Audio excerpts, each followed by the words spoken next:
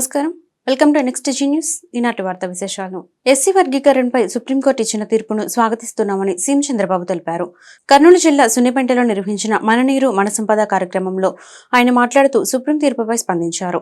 సామాజిక న్యాయం దామాషా ప్రకారం ప్రతి వర్గానికి న్యాయం చేయడం టీడీపీ సిద్ధాంతం. గతంలో వర్గీకరణకు సంబంధించి ఏబీసీడీలుగా కేటగిరీ తీసుకొచ్చాం. అందరికీ న్యాయం జరగాలి. ఎన్నికల్లో టికెట్ల కేటాయింపు కూడా అలాగే చేశాం. ఈ ప్రభుత్వం అందరివాడిగా ఉంటా అని చంద్రబాబు తెలిపారు. అదేవిధంగా గత ప్రభుత్వం నీటిపారుదల ప్రాజెక్టులను పట్టించుకున్న పాపాన పోలేదని సీఎం విమర్శించారు. ప్రాజెక్టులకు తమ ప్రభుత్వం అత్యంత ప్రాధాన్యమిస్తుందని చెప్పారు. రాయలసీమను రతనాల సీమగా మార్చే బాధ్యత తనదని చెప్పారు. సంపద సృష్టితో పేదరిక నిర్మూలన సాధ్యమవుతుందన్నారు. ఎన్నికల్లో ఇచ్చిన అన్ని హామీలను నెరవేరుస్తామని సీఎం చంద్రబాబు స్పష్టం చేశారు. ఈ రోజే ఒక వార్త వచ్చినది కూడా మీరు గుర్తుపెట్టుకోవాలి. సుప్రీంకోర్టు ఏదైతే ఉందో షెడ్యూల్ కులాల కోసం ఏబిసిడి కేటగరైజేషన్ సబబని ఒక నిర్ణయం చేశారు. నేను ఎప్పుడు మీరు ఒక విషయం గుర్తుపెట్టుకోవాలి. ఈరోజు నేను చెప్పడం కాదు, సామాజిక న్యాయం తెలుగుదేశం పార్టీ సిద్ధాంతం. ఒకరిని కాదు, అందరికీ న్యాయం జరగాలి. అందుకే 96-97లో రామచంద్రరావు కమిషన్ వేసి ఆర్థిక పరిస్థితులను అధ్యయనం చేసిన తర్వాత ఏబిసిడి కేటగరైజేషన్ నేనే తీసుకొచ్చా.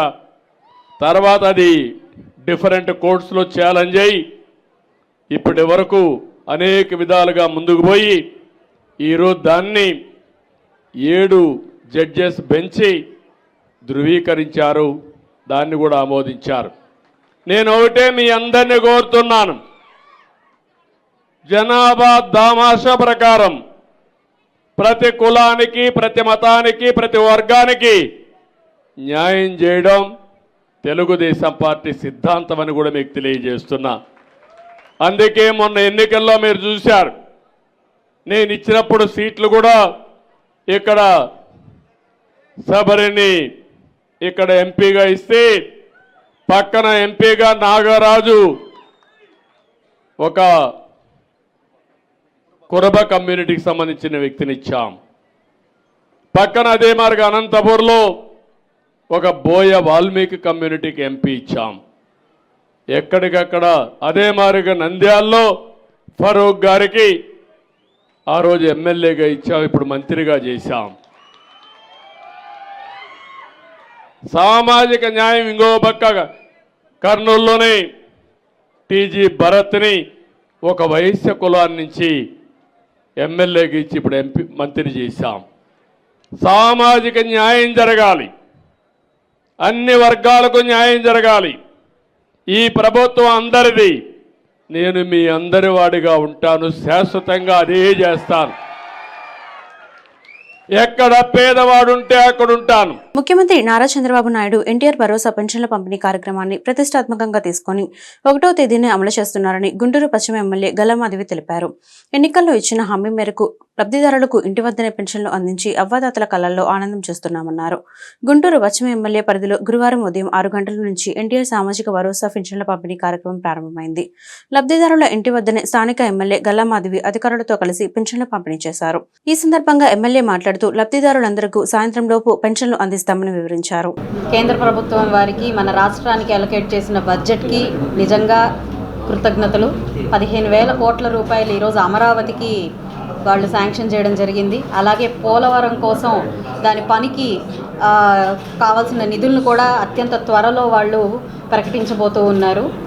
ఏపీ అంటే ఆంధ్రప్రదేశ్ అంటే, ఏ అంటే అమరావతి, పి అంటే పోలవరంగా మనం ఇప్పుడు దాకా రాష్ట్ర ప్రజల గౌరవంగా ఉన్నాము. మరి గడిచిన 5 ఏళ్లలో దాన్ని సర్వనాశనం చేసిన పరిస్థితి మనం చూసాం. రాష్ట్రం అంతటా పూర్తిగా దిగజారిపోయిన పరిస్థితుల్లో మనం ఈరోజు కూటమిగా ఏర్పడి ఒక కేంద్రం నుంచి పెద్దన్న పొజిషన్ని మనం అక్కడి నుంచి కోరుకోవడం జరిగింది. వారు హామీ ఇచ్చిన ప్రకారమే పెద్దన్న పాత్రల ఇమిడిపోయి ఈరోజు రాష్ట్రానికి వారు అందించిన ఈ ప్రకటన, చేయూత నిజంగా అభినందనీయం. అందరం కూడా రాష్ట్ర వ్యాప్తంగా ప్రతి ఒక్కరం వారికి కృతజ్ఞతా భావులుగా ఉండాలి అని నేను చెప్పి కోరుకుంటూ ఉన్నాను. ఖచ్చితంగా మనకి రాజధానికి దగ్గరలో ఉన్న చేరువ ప్రాంతంగా మనం గుంటూరు మనకి తెలిసిందే. కాబట్టి వారు అందజేసే ఈ బడ్జెట్లో మనకు కూడా పూర్తి సహాయ సహకారాలు ఉంటాయి. మరి ఇప్పటికే మ్యాచింగ్ ఫండ్స్ లేకుండా ఆగిపోయిన మన డ్రైనేజీ వ్యవస్థ కానివ్వండి, అస్తవ్యస్తంగా మారిపోయిన రోడ్ల పరిస్థితి కానివ్వండి, ఇతరత్ర electricity, traffic issues, ganja issues, police వారు ఎదుర్కొంటున్న ఎన్నో రకాలైన ఇబ్బందుల దృష్ట్యా మనకు కావాల్సిన బడ్జెట్ పరంగా కూడా ఈరోజు ఒక 5 పాయింట్లు రాష్ట్ర ప్రభుత్వానికి ప్రతి నియోజకవర్గం నుంచి అందజేయబోతూ ఉన్నాం కలెక్టర్ గారికి. సో ఆ విధంగా కూడా మనకి కేంద్రం నుంచి వచ్చిన ఈ బడ్జెట్ ఎంతో ఉపయోగకరంగా సహాయ సహకారాలు అందించేలాగా ఉంది. కాబట్టి సర్వత్రా కృతజ్ఞతా భావంతో ఈరోజు రాష్ట్రం అంతా నిండిపోయింది. దానికి నిజంగా అభినందనీయం, హర్షదాయకం వ్యక్తం చేస్తూ ఉన్నాను. అలాగే ప్రతిపక్షం వారు ఈరోజు మన అసెంబ్లీలోకి రాలేక బయట నుంచే ఢిల్లీలో కూర్చుని ధర్నాలు చేస్తూ లేదంటే ప్రెస్ మీట్లు పెట్టి గవర్నమెంట్ని ప్రశ్నించే పరిస్థితి ఉంది. శ్రీశైలం జలాశయానికి క్రమంగా వరద ప్రవాహం పెరుగుతోంది. దీంతో 10 గేట్లను ఎత్తి నీటిని దిగువకు విడుదల చేస్తున్నారు. స్పిల్వే ద్వారా 3,17,940 క్యూసెక్ల నీరు విడుదల చేస్తున్నారు. ఎగువ ప్రాంతాలైన జూరాల, సుంకేశ్వర నుంచి 3,42,026 వరద నీరు వచ్చి చేరుతోంది. శ్రీశైలం జలాశయం పూర్తిస్థాయి నీటి మట్టం 885 అడుగులు కాగా ప్రస్తుత నీటి మట్టం 884.50 అడుగులుగా నమోదైంది. గరిష్ట నీటి నిల్వ సామర్థ్యం 215.807 టీఎంసీలు కాగా ప్రస్తుత నీటి నిల్వ 212.9197 టీఎంసీలు ఉంది. అదేవిధంగా శ్రీశైలం కుడి, ఎడమ జల విద్యుత్ కేంద్రాల్లో విద్యుత్ ఉత్పత్తి చేస్తూ 60,000 క్యూసెక్ల నీటిని సాగర్కు విడుదల చేస్తున్నారు.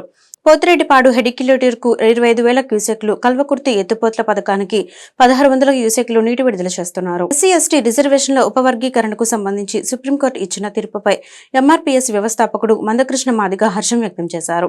రాష్ట్రాలకు ఉపవర్గీకరణ అధికారం ఉందని సుప్రీం తీర్పు ఇచ్చిందని చెప్పారు.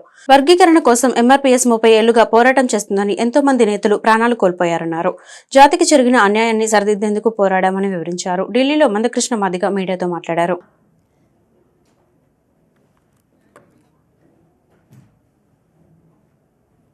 ఎస్సీ రిజర్వేషన్ల వర్గీకరణపై సుప్రీంకోర్టు చీఫ్ జస్టిస్ గారి ఆధ్వర్యంలో 7 జడ్జీలతో కూడిన రాజ్యాంగ ధర్మాసనం మెజారిటీ తీర్పు 6 జడ్జీల తీర్పు ప్రకారంగా ఎస్సీ రిజర్వేషన్ల వర్గీకరణ చేసుకునే అధికారం రాష్ట్రాలకు ఉన్నది.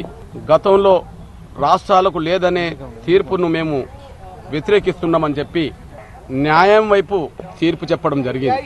న్యాయం కోసం చేసిన పోరాటం, ధర్మం కోసం చేసిన పోరాటం ఇవాళ విజయం సాధించింది. ఆనాడు చెప్పాం 30 ఏళ్ల తపనతో కూడిన పోరాటం జరిగింది. ఒక జాతికి జరిగిన అన్యాయాన్ని సరిదిద్దడం కోసం జరిగిన పోరాటంలో, జాతిని గెలిపించుకోవడం కోసం జరిగిన పోరాటంలో ఎంతో మంది ఎంఆర్పీఎస్ నేతలు తమ ప్రాణాలను కోల్పోయారు. వారికి ఈనాటి విజయాన్ని అంకితమిస్తున్నారు. అర్హులందరికీ సామాజిక భద్రత పెన్షన్లు అందిస్తామని గుంటూరు తూర్పు ఎమ్మెల్యే మొహమ్మద్ నజీర్ అహ్మద్ స్పష్టం చేశారు. గత వైసీపీ ప్రభుత్వం పెన్షన్ల లబ్ధిదారుల ఎంపికలో అనేక అక్రమాలకు పాల్పడిందని ఆరోపించారు. ఎన్నికల హామీ మేరకు ఇంటి వద్దనే లబ్ధిదారులకు పెన్షన్ అందిస్తున్నామన్నారు. గురువారం గుంటూరు తూర్పు ఎమ్మెల్యే నజీర్ అహ్మద్ రామిరెడ్డి తోటలో పలువురు లబ్ధిదారులకు పెన్షన్ అందజేశారు. అలాగే స్థానికంగా నెలకొన్న సమస్యల గురించి ప్రజలను అడిగి తెలుసుకున్నారు. ఆయా సమస్యలను తక్షణమే పరిష్కరించాలని కార్పొరేషన్ అధికారులను ఆదేశించారు. ఈ మేరకు ఆయన మీడియాతో మాట్లాడుతూ మాజీ వైద్య ఆరోగ్య శాఖ మంత్రి విడుదల రజని ఆరోగ్యశ్రీపై చేసిన ఆరోపణను ఖండించారు. ఆయుష్మాన్ భారత్ పథకాన్ని కేంద్ర ప్రభుత్వం దేశవ్యాప్తంగా ప్రతిష్టాత్మకంగా అమలు చేస్తుందని తెలిపారు. ఆరోగ్యశ్రీ పథకాన్ని కూడా పక్కాగా అమలు చేస్తున్నామని వివరించారు. ఈ కార్యక్రమంలో స్థానిక డివిజన్ టీడీపీ అధ్యక్షులు వెంకటేశ్వరరావు, జనసేన పార్టీ నాయకులు సమీర్, కోనకల్ల సత్యనారాయణ తదితరులు పాల్గొన్నారు. వృద్ధులకు, వితంతులకు ఈరోజు సామాజిక భద్రత పెన్షన్లు పంపిణీ చేసేటువంటి కార్యక్రమాన్ని ఎన్డీఏ కూటమి ప్రభుత్వం ప్రారంభించడం జరిగింది. ఈరోజు పేదల ముఖాల్లో ఒక సంతోషాన్ని, పండగ వాతావరణాన్ని చూస్తూ ఉన్నాం. ఎందుకంటే గత ప్రభుత్వంలో జగన్మోహన్ రెడ్డి గారు ముఖ్యమంత్రిగా ఉన్నప్పుడు పేదలకు 3,000 రూపాయలు పెన్షన్ అందిస్తానని చెప్పి తన మేనిఫెస్టోని బైబిల్ అంటూ, ఖురాన్ అంటూ, భగవద్గీత అంటూ మాటలు చెప్పినటువంటి జగన్మోహన్ రెడ్డి గారు 3,000 పెన్షన్ చేయడానికి దాదాపు 5 సంవత్సరాలు పట్టింది. చెప్పినటువంటి మాట ప్రకారం చంద్రబాబు నాయుడు గారి నాయకత్వంలో ఈరోజు రాష్ట్రంలో ఉన్నటువంటి 65 లక్షల మంది సామాజిక పెన్షన్ హోల్డర్లందరికీ కూడా 4,000 రూపాయల పెన్షన్ అందించడం జరుగుతూ ఉంది. గతంలో అనేక సాకులు చెప్తూ నిబంధనల పేరుతో అర్హులైనటువంటి వాళ్ళందరికీ కూడా పెన్షన్లు తీసేసేటువంటి పరిస్థితులు మనందరం కూడా చూసాం. కానీ రాబోయేటువంటి 2-3 నెలల కాలంలో ఎవరైతే అర్హత కలిగి పేదవారు, ముఖ్యంగా వికలాంగులు, వితంతువులు, వృద్ధులు వాళ్ళందరూ కూడా సామాజిక భద్రత పెన్షన్లను అందించేటువంటి కార్యక్రమాన్ని ఈ ప్రభుత్వం తీసుకొని ముందుకు సాగుతా ఉంది. రాష్ట్రం లోటు బడ్జెట్లో ఉండి అప్పుల బాధలు ఉన్నప్పుడు కూడా పేదలకు ఇచ్చినటువంటి వాగ్దానం మేరకు ఈరోజు ఎంత కష్టమైనప్పుడు కూడా ప్రభుత్వం ముందుకొచ్చి పెద్ద ఎత్తున పెన్షన్లు అందించేటువంటి కార్యక్రమం చేస్తున్నందుకు ప్రజలందరూ కూడా చంద్రబాబు నాయుడు గారికి అలాగే ఎన్డీఏ కూటమి ప్రభుత్వానికి ప్రత్యేకమైనటువంటి ధన్యవాదాలు తెలుపుతున్నటువంటి పరిస్థితులు ఉన్నాయి. అంతేకాకుండా ఈరోజు ప్రతిపక్ష హోదా లేనటువంటి జగన్మోహన్ రెడ్డి గారి సైన్యం మాట్లాడుతూ ఉంటే చాలా హాస్యాస్పదంగా ఉంది. ఎందుకంటే ఓట్ ఆన్ అకౌంట్ బడ్జెట్ పెట్టి ఈరోజు పేదలకు రావాల్సినటువంటి సంక్షేమ కార్యక్రమాలు చెప్పినటువంటి కార్యక్రమాల్ని ఒక్కొక్కటి చేసుకుంటూ ముందుకు సాగుతూ ఉంటే వాళ్ళు ఈరోజు ఓర్చుకోలేనటువంటి జగన్మోహన్ రెడ్డి సైన్యం ఈరోజు కొంటి సాకులు మాట్లాడుతూ ఇష్టం వచ్చినట్టు మాట్లాడుతూ ఉన్నారు. ఆయుష్మాన్ భారత్ అనేది ఒక సెంట్రల్ ప్రాజెక్టు. దానికి సంబంధించి ఆయుష్మాన్ భారత్ 5 లక్షల వరకు ఎవరైతే పేదలకు ఉచిత వైద్యం అందాల్సినటువంటి పరిస్థితి ఉందో అటువంటి వారికి అందించేటువంటి కార్యక్రమం. ఆరోగ్యశ్రీ స్కీమ్ ఏదైతే ఉందో దాంట్లో కొన్ని స్పెసిఫిక్. మదనపల్లె అగ్ని ప్రమాదం కేసును పక్కదారి పట్టించాలని వైఎస్ఆర్సీపీ నేత మాజీ ఎమ్మెల్యే గడికోట శ్రీకాంత్ రెడ్డి మండిపడ్డారు. మాజీ మంత్రి పెద్దిరెడ్డి రామచంద్రారెడ్డిని టార్గెట్ చేసుకుని విచారణ జరుగుతుందన్నారు. గురువారం ఆయన మీడియా సమావేశంలో మాట్లాడుతూ అక్కడ ఉన్న రికార్డులు కలెక్టర్ ఆఫీసులో కూడా ఉంటాయి. ప్రమాద సమయంలో టీడీపీకి చెందిన వ్యక్తి అక్కడే ఉన్నాడు అని శ్రీకాంత్ రెడ్డి చెప్పారు. 2 నెలలు గడిచిన మేనిఫెస్టోలో అమలు చేయడం లేదు. తల్లికి వందనం అడ్రస్ లేదు. 18 సంవత్సరాలు నిండిన మహిళలకు 1500 ఇచ్చేదెప్పుడు? ఏ పథకాన్ని అమలు చేయకుండా డైవర్షన్ పాలిటిక్స్ చేయడం సరికాదు. గత వైఎస్ఆర్సీపీ ప్రభుత్వంపై బురద చల్లటమే పనిగా పెట్టుకోవద్దు. అధికారాన్ని అడ్డం పెట్టుకుని రాజకీయాలు చేయొద్దు అంటూ గడికోట శ్రీకాంత్ రెడ్డి హితవు పలికారు. మదనపల్లెలో సబ్ కలెక్టర్ ఆఫీసులో జరిగినటువంటి సంఘటనను కేవలం రాజకీయ కోణంలోనే చూస్తూ ఎలాగా ఒక పార్టీకి సంబంధించిన వ్యక్తుల్ని టార్గెట్ చేయాలి అని భావించి ఆ ప్రకారంగా ఆలోచన చేయడం అనేటువంటిది ఆశ్చర్యాన్ని కలిగిస్తూ ఉంది. ఈరోజు సబ్ కలెక్టర్లో జరిగినటువంటి సంఘటన పైన వాస్తవాలు బయటికి రావాలని చెప్పి అందరూ కోరుకుంటారు. ఏ రాజకీయ పార్టీలో ఉన్నా ఎక్కడున్నా కూడా అటువంటి సంఘటన జరగడం దురదృష్టకరం.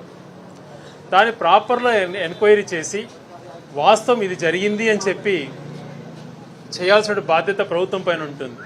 అలా జరగకుండా అది ఏదో పెద్ద ఇదైపోయినట్లు, డీజీపీని హెలికాప్టర్లో అక్కడికి వచ్చినట్టు, తర్వాత రోజువారీగా పత్రికలలో రాయటం, దుష్ప్రచారం చేయటం, ఒక పెద్దిరెడ్డి గారిని టార్గెట్ చేసినట్టుగా కనిపిస్తుండడం అన్నీ చూస్తే నిజంగా కొంచెం ఒక రకంగా ఇది సరైనటువంటి పరిణామం కాదు అని చెప్పి అనిపిస్తూ ఉంటుంది.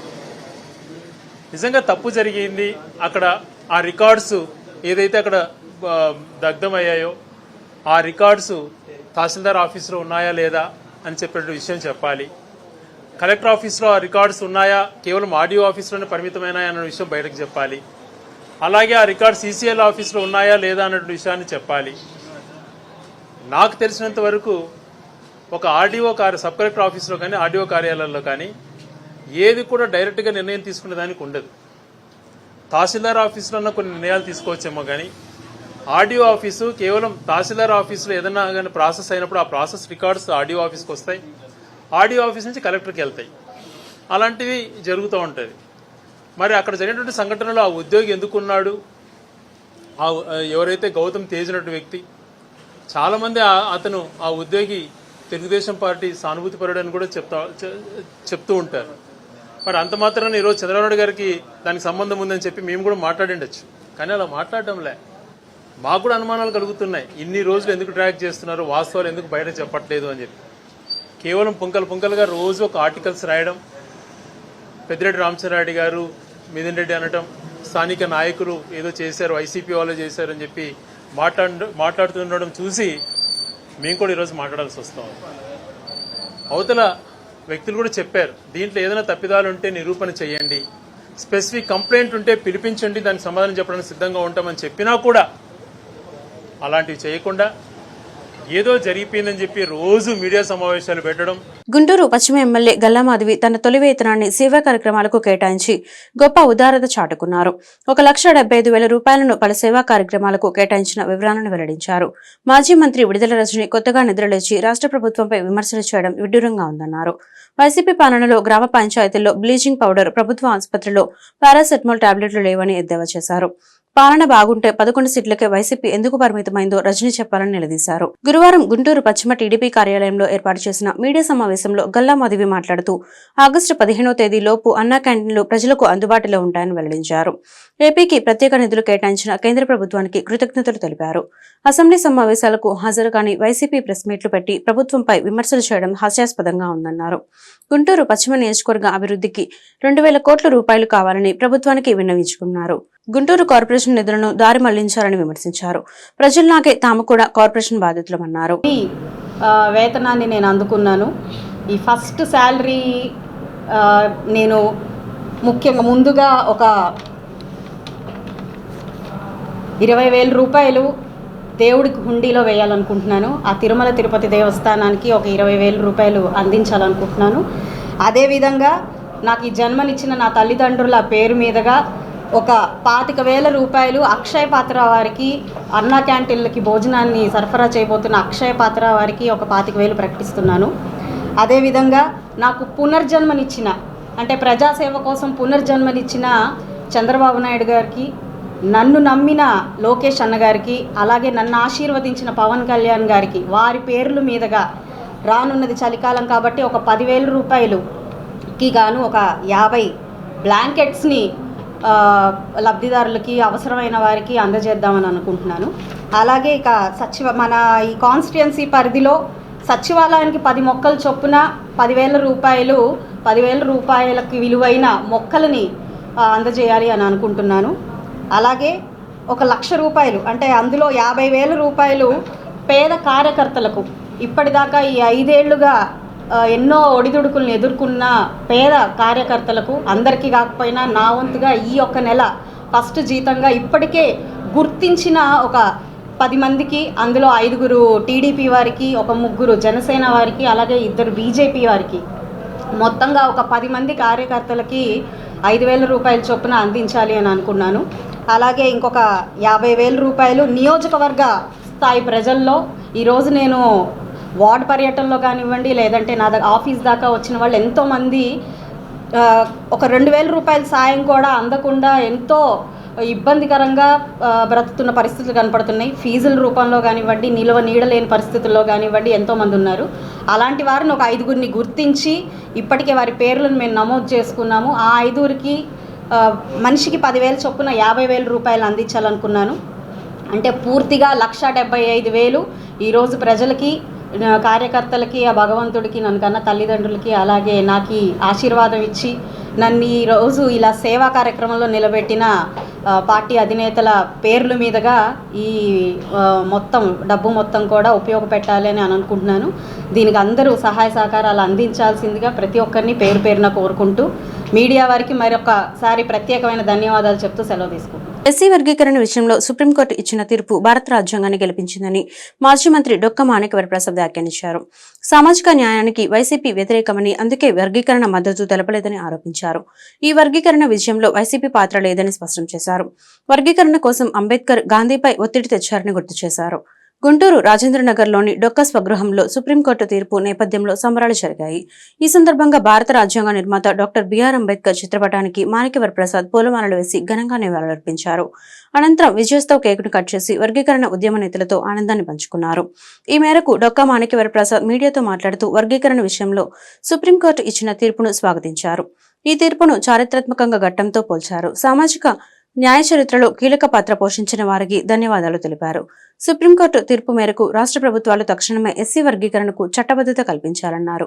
ఎస్సీ వర్గీకరణ ఉద్యమంలో పాల్గొన్న వారిపై ప్రశంసల జల్లు కురిపించారు. వర్గీకరణ సాధించడంలో చంద్రబాబు కృషి మరవలేనిదన్నారు. అలాగే దేశ ప్రధాని నరేంద్ర మోదీకి ప్రత్యేకంగా కృతజ్ఞతలు తెలియజేశారు. ఎస్సీ వర్గీకరణ జడ్జిమెంట్ ని ఆమోదించడం జరిగింది. రాష్ట్ర ప్రభుత్వాలు, రాష్ట్రాలు ఎస్సీ వర్గీకరణ చేసుకోవచ్చు అనే అధికారాన్ని సుప్రీంకోర్టు రాష్ట్ర ప్రభుత్వాలకు ఇవ్వడం జరిగింది. ఇది చాలా చరిత్రాత్మకమైన తీర్పు, సామాజిక న్యాయంలో ఒక ముందడుగు అని చెప్పి ఈ సందర్భంగా ఒక చారిత్రక సన్నివేశం అని చెప్పి సందర్భంగా తెలియజేస్తాం. అదేవిధంగా సుప్రీంకోర్టు తీర్పులో అనేకమైనటువంటి కీలక అంశాలు ఉన్నాయి. ఆ అంశాలన్నీ కూడా అడ్రస్ చేయడం జరుగుతూ ఉంది. వర్గీకరణకి ఇంత సపోర్టు, ఇంత సుప్రీంకోర్టు న్యాయ వ్యవస్థ ఇంత మెజారిటీతో జడ్జిమెంట్ చెప్పడం అనేది ఒక సామాజిక న్యాయ చరిత్రలో ఒక చాలా హిస్టారికల్ డెసిషన్. అదే సందర్భంలో ఈ కృషికి, ఈ వర్గీకరణ ఉద్యమంలో కీలక పాత్ర పోషించినటువంటి అందరికీ చరిత్రలో చాలామంది దీనికి నాయకత్వం వహించారు. మొదటగా చెప్పాలంటే చాలామంది పూర్వీకులు ఉన్నారు. సదాలక్ష్మి గారు, వెంకటస్వామి గారు, మందా జగన్నాథం గారు, వీళ్ళంతా ఉన్నారు. ఆ తర్వాత కృష్ణమాది గారి నాయకత్వం వచ్చిన తర్వాత ఆయన నాయకత్వంలో పెద్ద ప్రజా ఉద్యమంగా మారి గత 30 సంవత్సరాలుగా దేశ రాజకీయాల్లో ఒక సామాజిక ఉద్యమాలకు కొత్త చరిత్రని, కొత్త అర్థాన్ని ఇచ్చినటువంటి ఎంఆర్పిఎస్ నాయకత్వం అని చెప్పి దానిలో చాలామంది పనిచేశారు, చాలామంది ప్రాణత్యాగం చేశారు, చాలామంది ఈ వర్గీకరణ కాజు కోసం చాలా జీవితాలను అర్పించారు, కుటుంబాలని త్యాగం చేశారు. అలాంటి వాళ్ళందరికీ ఈ తీర్పు విజయం దక్కుతుందని చెప్పి తెలియజేస్తున్నాం. దీనిలో మొదటిగా కృష్ణమాది గారికి ఈ తీర్పుని ఆయన కూడా దీనిలో ప్రథమ పాత్ర పోషించాడు. అదే సందర్భంగా ముఖ్యమంత్రి చంద్రబాబు నాయుడు గారు కూడా ఆ రోజు 2000 సంవత్సరంలో కంబైన్డ్ స్టేట్లో ఈ వర్గీకరణని చట్టరూపం తెచ్చి 4 సంవత్సరాలు ఇంప్లిమెంట్ చేయడం జరిగింది. అప్పుడు 2004లో సుప్రీంకోర్టు దీన్ని కొట్టివేయడం జరిగింది. ఇప్పుడు 7గురు ధర్మాసనం, అప్పుడు 5గురు ధర్మాసనం కొట్టివేసింది. ఇప్పుడు 7గురు ధర్మాసనం దీన్ని ఇంప్లిమెంట్ చేయడం జరిగింది, అవకాశం ఇచ్చింది ఇప్పుడు. అందువల్ల ఈ సందర్భంగా అందరికీ ధన్యవాదాలు. ముఖ్యంగా చంద్రబాబు నాయుడు గారికి, మోడీ గారికి, అంటే బీజేపీకి, కూటమి ప్రభుత్వానికి, కేంద్రంలోనూ రాష్ట్రంలోనూ దీనికి మద్దతు ఇచ్చిన అన్ని పార్టీలు, ఈవెన్ కాంగ్రెస్ పార్టీ కూడా దీనికి మద్దతు ఇచ్చింది. దాదాపు అన్ని పార్టీలు మద్దతు ఇచ్చాయి. దీంట్లో ఒక ఎక్సెప్ట్ వైసీపీ పార్టీ తప్పితే అన్ని పార్టీలు దీనికి మద్దతు ఇచ్చాయి. అన్ని పార్టీలకు కూడా గౌరవంగా అందరూ మాదిగ జాతి తరఫున, సామాజిక న్యాయం తరఫున ధన్యవాదాలు తెలియజేస్తాను. అదే సందర్భంగా దీంట్లో ఈ తీర్పులో ఎవ్వరు గెలిచింది లేదు. ఈ తీర్పులో భారత రాజ్యాంగం గెలిచింది. ఈ తీర్పులో భారత రాజ్యాంగంతో పాటు బాబాసాహెబ్ అంబేద్కర్ గెలిచారు. సీఎం చంద్రబాబు శ్రీశైలంలో పర్యటించారు. ఈ సందర్భంగా మల్లన్న ఆలయానికి చేరుకున్నారు. స్వామివారిని దర్శించుకొని ప్రత్యేక పూజలు చేశారు. అంతకుముందు ఆలయ అర్చకులు ఆయనకు పూర్ణ కుంభంతో స్వాగతం పలికారు. దర్శన అనంతరం తీర్థప్రసాదాలు అందజేసి వేదాశీర్వచనాలు ఇచ్చారు. ఉదయం సున్నిపెంటకు హెలికాప్టర్లో చేరుకున్న సీఎం చంద్రబాబుకు మంత్రులు Nimmala Ramanaidu, BC Janardhan Reddy, NMD Farooq, Gottipati Ravikumar, Nandyala MP Byreddy Shabari, MLA Budda Rajasekhar Reddy తదితరులు స్వాగతం పలికారు.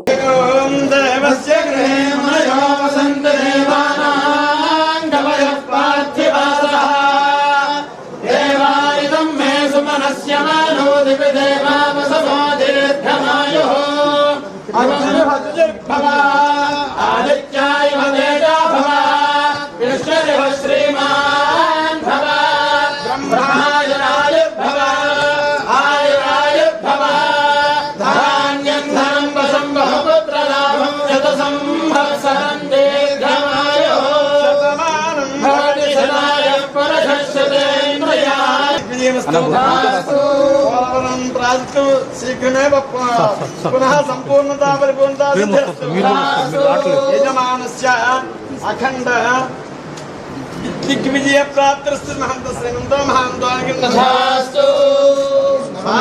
పారిశ్రామికాభివృద్ధిరస్తు మహంత శ్రీమంతో మహాంతానికి రాజకార్యే రాజముఖే సర్వదా సర్వత్ర దిగ్విజయ ప్రాప్తిరస్తు సత్యాసంతో యజమానస్య కామాః.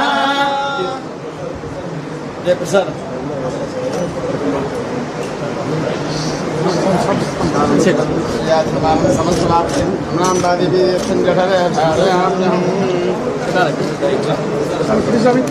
ఆరోగ్యశ్రీ నెట్వర్క్ ఆసుపత్రులకు 1600 కోట్ల నిధుల్ని బకాయి పెట్టింది మాజీ ముఖ్యమంత్రి జగన్ రెడ్డేనని విద్యా ఐటీ శాఖల మంత్రి నారా లోకేష్ ధ్వజమెత్తారు. గత ప్రభుత్వం ఆరోగ్యశ్రీ పథకాన్ని అనారోగ్యశ్రీగా మార్చిందని బుధవారం ఎక్స్ వేదికగా మండిపడ్డారు. బకాయిల వ్యవహారాన్ని బయటపెట్టి సాక్షి పత్రిక పరువు తీసిందని, ఆరోగ్యశ్రీ ఆపేశాం శీర్షికతో ఆ పత్రికలో వచ్చిన కథనాన్ని ప్రస్తావిస్తూ ఎద్దేవా చేశారు. ఇంతకీ తాడేపల్లి ప్యాలెస్ లో ఏం జరుగుతోందని నిలదీశారు. వార్తలు ఇంతటితో సమాప్తం. మరొక బులెటిన్లో మళ్ళీ కలుద్దాం. నమస్కారం.